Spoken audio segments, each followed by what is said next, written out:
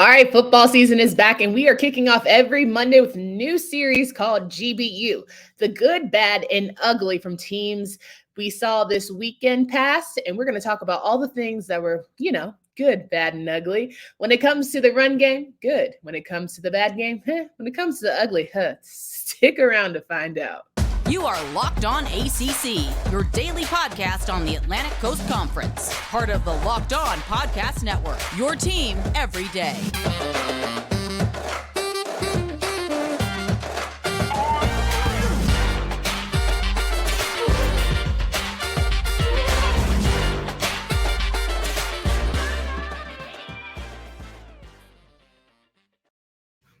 What's up, everybody? Welcome to today's edition of Locked On ACC. I'm your host, Candace Cooper. Thank you so much for joining me today. It's a solo show, but we're going to make it good nonetheless. Normally on Mondays, we have Kenton Gibbs of Locked On Wolfpack, but he is off on vacay, and we love to give people some PTO, period.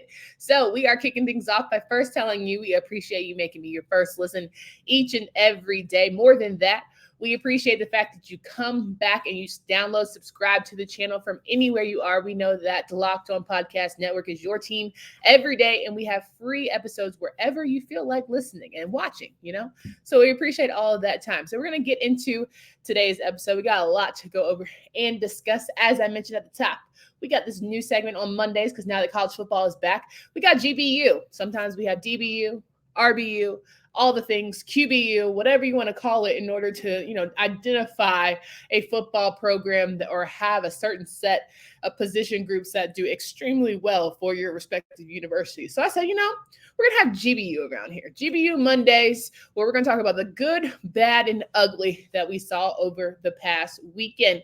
Now, this past weekend, we started off with week 0. We had 2 ACC teams compete. And let's start with the good, shall we? Alrighty, so the good news is the ACC is 2-0 when it comes to football action, which is a positive. Claps. If I had a clapper, I would add in there, I have clappers, but catch that, pick up what I'm putting down. Anyway, I love the fact that the ACC started out undefeated. Good signs for things to come. We know that in week 1, we'll have teams Clemson and Georgia Tech. Unfortunately, change that outcome, but nevertheless, we are excited about a 2-0 start for the ACC, mind you, it's against FCS teams, whatever, take it, realignment, all the good things. I'm happy that the ACC started out undefeated. Now we're talking about teams specifically. We know Florida State took on Duquesne and won handily in that 47-7 matchup. It was all Florida State the entire time. Kicked off the first quarter with 20 points, then just kept rolling, and it was all running backs. So that's another key good point that I want to bring up here. The good running backs. For the first time in program history, 3 running backs from Florida State had over 100 yards during the day. Treshaun Ward doing the damn thing. He led with 127. Trey Benson followed with 105. And then you had Lawrence Toa Philly, have 101 yards on the day. Jordan Travis, honestly, you could throw him in the conversation of being a running back, but he is the one with the arm, was 11-15 on the day with 207 yards. Either way it went, you saw we're not going to do too much, says the Seminoles offense, but we're going to do just enough to let you know that we're here. We're going to impose our will, and we're going to make sure we have a great day. Even from a receiving standpoint, you saw flashes. You saw positive action from Kentron Portier, which to me was another good thing.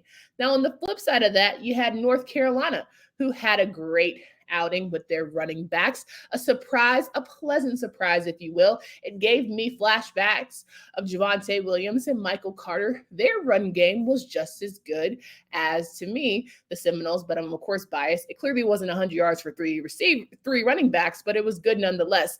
Omarion Hampton certainly was the one who stood out. And then you also had the fact that Elijah Green was doing the damn thing. And who knew Drake May was going to give buckets as well with a long helicopter-like finish towards the end run game that he had. So overall, running is fine. We all know that in the game of football, if you can run, it's key. And that's certainly what we saw there from the Tar Heels and the Seminoles. So that was the good. Now, we, of course, saw some flaws, but nonetheless, I like to start with the positive. right? After all this time, we've been hyping up teams and wanting to feel good about them. It felt nice to see guys get some play. We saw Drake May play for probably a little longer than we at first expected. I'm sure some of you were assuming, hey, he's going to get in there. He's going to dominate the situation. We're going to see Jacoby Criswell. He didn't necessarily get that opportunity till late in the third, more into the fourth quarter. But I'm still positive that Drake is the guy, and that made me feel good that I was seeing flashes of Sam Howell. I'm just hoping that I don't have to see the Sam Howell that has to go fight for flight or that is sitting here killing himself to try and be the superhero for the team, nonetheless. So there is absolutely that. Now, as we switch to the bad side, just note, let me preface by saying bad and ugly doesn't mean I'm knocking on your team per se, doesn't mean I don't like the players. So it's all about just identifying things that need to get better, bar none. All right. So all the hate that might come my way, I just want everyone to woosah. It's just talk. We can talk about it on YouTube and all the good things, but there you have it. Now, it's never okay to drive stoned. If you feel different, you drive different. Drive high, you get a DUI. It's never okay to get to a place where you're not comfortable to drive. Are you one of those people who thinks that it's okay? Well, I'm here to tell you what's the worst that can happen. It's not a big deal. Wrong. It's a huge deal. The truth is your reaction times slow way down when you're high. You not only put yourself in danger, but everyone around you. Talk about a buzzkill. Stop kidding yourself. It's not okay to drive high. If you've been using marijuana in any form, do not get behind the wheel. If you feel different, you drive different. Drive high, you get a DUI.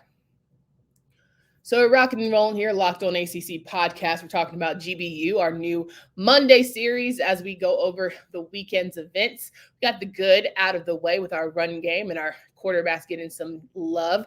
We've got the bad that we're going to get to in a second. And of course, the ugly that is most frustrating when it comes to certain teams and programs. Now, the bad, right? I think what for me, for Florida State, is I would love to have seen a little more of their playbook from the Seminoles offensively. I think that, of course, you just run and gun. But now when you go into week one and LSU starts to fill that box, are you going to trust Jordan Travis to throw that ball, right? Is Poitier going to be there solid as a rock when he has to go up against a little better secondary? Can you see him create separation?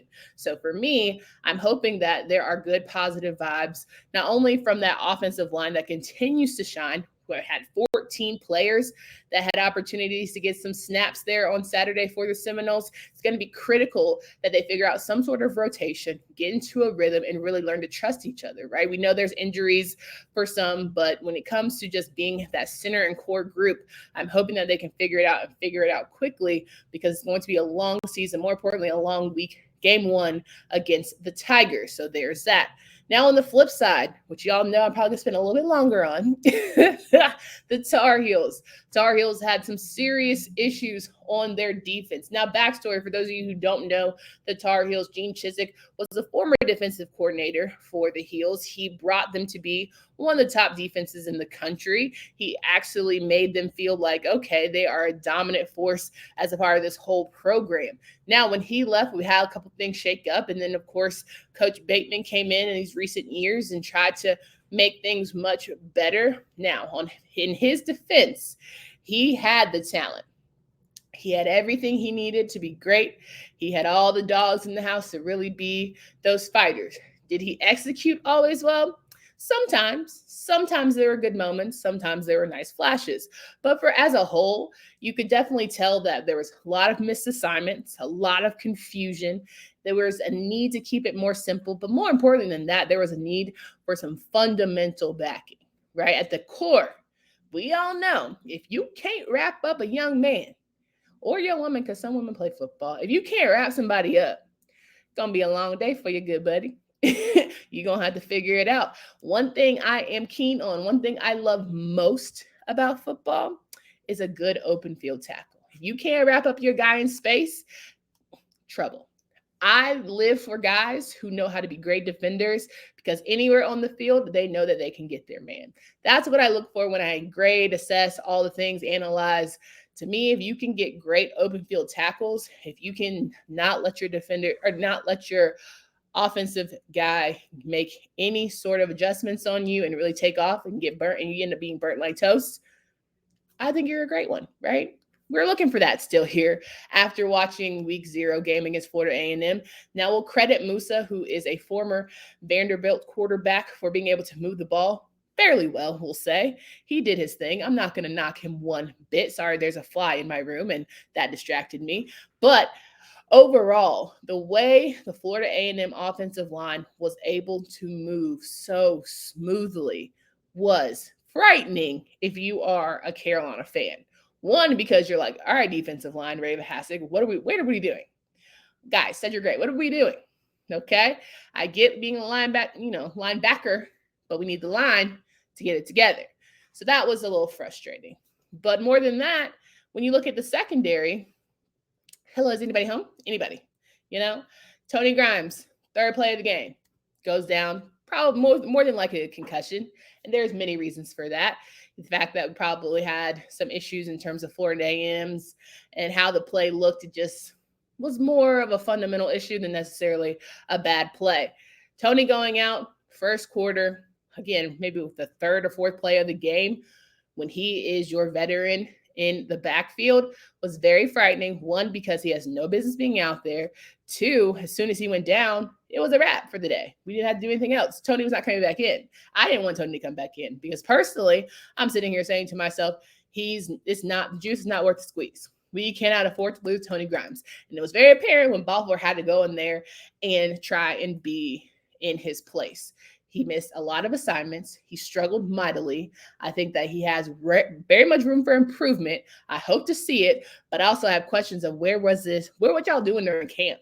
I get you don't go at full speed, and I was talking back and forth with people on Twitter like, yeah, it's not the same as live ball against going against opponent, but if you can't figure it out against an FCS team, that frightens me when you got to go up to Appalachian, who I think has probably just as good, if not better, offense. What are you going to do then? They're going to have a field day. If you're going to be on BetOnline, I promise you that Carolina app game, you need to bet the over, okay? So there is that. Now, of course, we got to get to the ugly. And there's many of ugly parts here, but there's one thing I did want to say. There was some good out of Carolina's defense. I don't want to be all negative. Power Eccles and Boykins, great game. Thank you. Thank you, Noah Taylor, who came from Virginia, feeling good.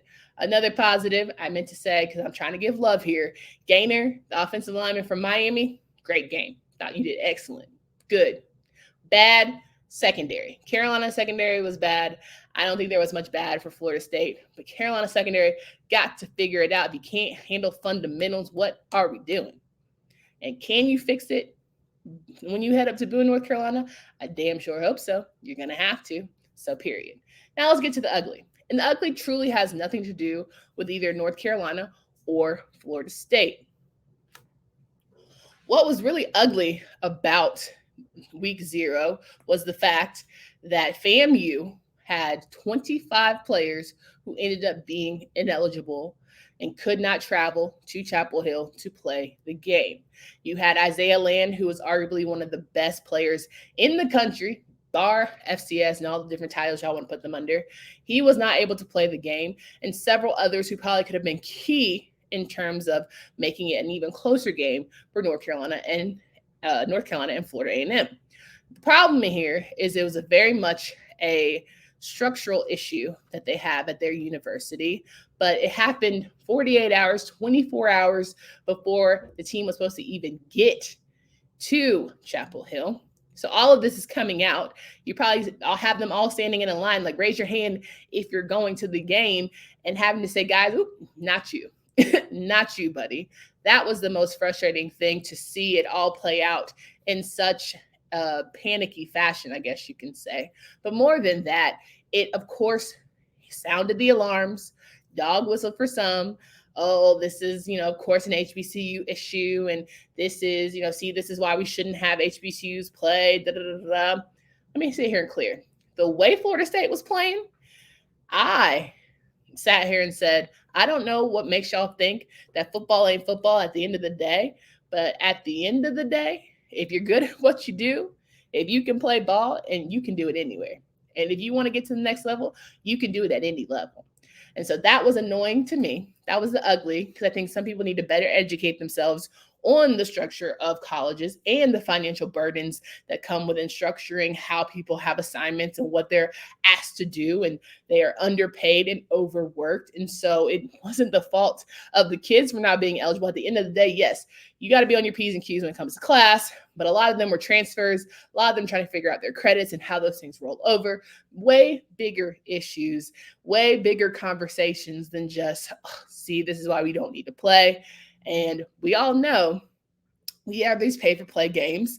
FAMU was going to be out $450,000 had they decided to not play, which frankly wasn't in the budget. $450,000 they would have to pay back to Carolina, who was supposed to pay them for participating in this game. And they still they were in it. They were in it till they weren't, right? It was about the third quarter where the fatigue got to them. And power of attrition is, you ain't got the manpower, it usually doesn't go your way. But all that to say, had they had everyone in place, I think we might have been having a different conversation going here as I talk to you on this Monday night show. Say all that to say, I wish people would educate themselves on how things work from a university policy AD and down. They didn't have an athletic director. The person who handles their compliance stuff is like another tier in the organization. It's just so much going on that you have to learn how to extend grace. But more than that, with your own two eyes, you have to understand that people are really good at football no matter where they go. And so that should be the focus. And these are kids. They're all trying to figure it out just like we are.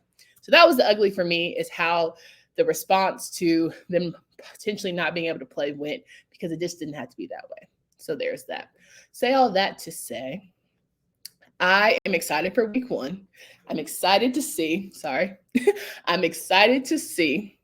how it goes down with some of the really, really good programs we have here in our ACC conference, how they're going to try and figure and watch some of the things that went down in week 0 and make sure that they are not struggling against the FCS if they have it, or even struggling against another Power 5 opponent. I'm hoping that all of the teams go in and want to keep that undefeated streak alive beyond the Clemson and Georgia Tech game that we know is happening on Monday in Atlanta. And we're just going to be good to go. So all the positives. We end with positive. GBU was great. I hope you enjoyed the segments. More importantly, I hope you come back tomorrow as we talk through some more fire conversations towards getting ready for week 1. So prep for that. Make sure you download, subscribe, follow the podcast from anywhere. And we appreciate you. As always, thank you for listening. Download, subscribe, listen to all the conference shows, and make sure you listen to all my guys in my conference. We are almost there where we have a host for every single one. So shout out to Lawrence. Also, shout out to Lawrence Johnson for just starting the Locked On Virginia podcast. If you haven't heard that yet, it is excellent. Strongly encourage you guys to download, subscribe to that, and follow all of my guys. For Candace Cooper, hope you have a great Monday. Until next time.